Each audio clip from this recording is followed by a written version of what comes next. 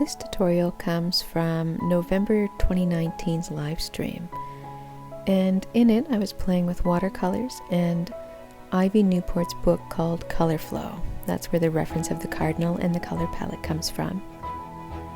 So I start by sketching out my Cardinal the best I can with Baron hopping in the way there. And I'm using a charcoal pencil so that I can't go back and erase. So I have to commit to the lines I put down and let it be playful. So I roughly sketch in the bird and add in the sticks, the branches.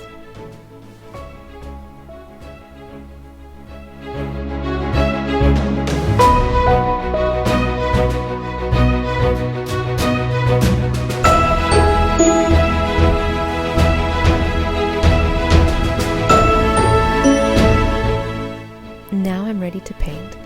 So I'm starting with the shadows. I believe the color I'm using is Payne's Gray. And I'm adding in the shadows. I'm looking at my reference and seeing where the darkest parts of the Cardinal are. The more water I have on my brush, the lighter the color. And the less water I have, the more saturated it becomes. And on the bottom left corner of my page is where I'm testing out my colors. So this is really just a study of matching colors in this photo.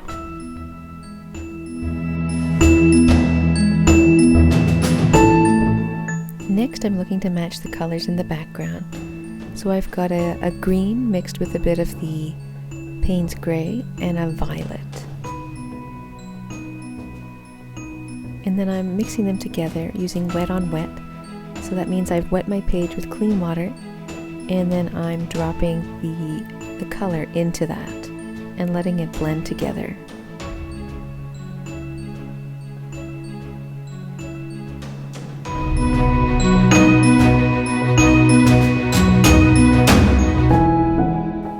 It's also fun to experiment when you're doing a kind of project like this.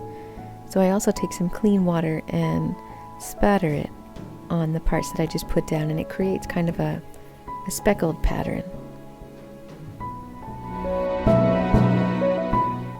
Now it's time to find the colors for the bird. So I'm using a bright red, and I'm mixing it with a bit of the brown, just to see what different variations of the color I can get. And there's a little bit of purple and Payne's Gray mixed in.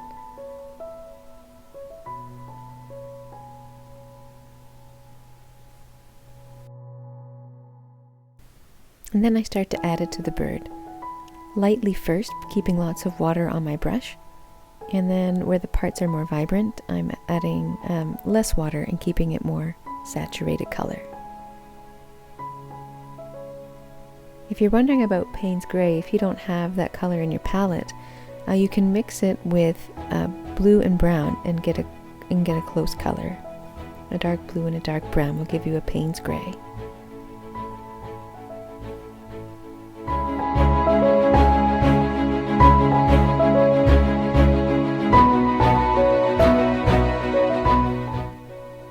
Now my palette doesn't have an orange in it, so I'm mixing my yellow and the bright red together to create the color for the beak.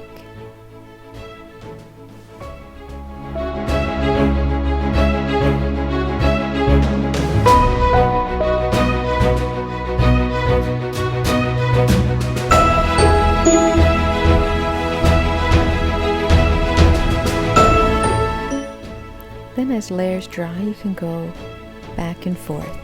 So I'll go back between putting layers of red and orange onto the Cardinal, as well as playing in the background. So now that the bird is going to need some time to dry, you'll see me hop over into the colors that I used for the background and add some splotches and dots to give it a little more interest. And if you can see it in the picture of the reference, there's actually berries there. So the splotches are meant to kind of represent the berries.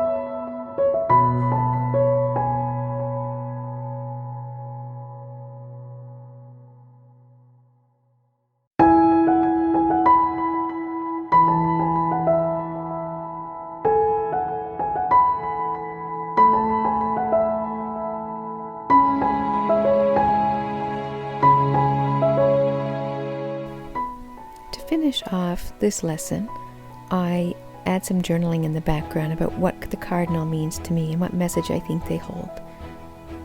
I often incorporate journaling or writing into my work somewhere, as I find it a way to connect meaning into it. As an extra challenge, what you could do after it has dried, you can go in with pencil crayons and add more line work and detail if you choose.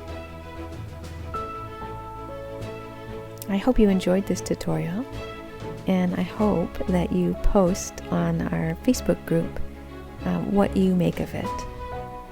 And until next time, be inspired.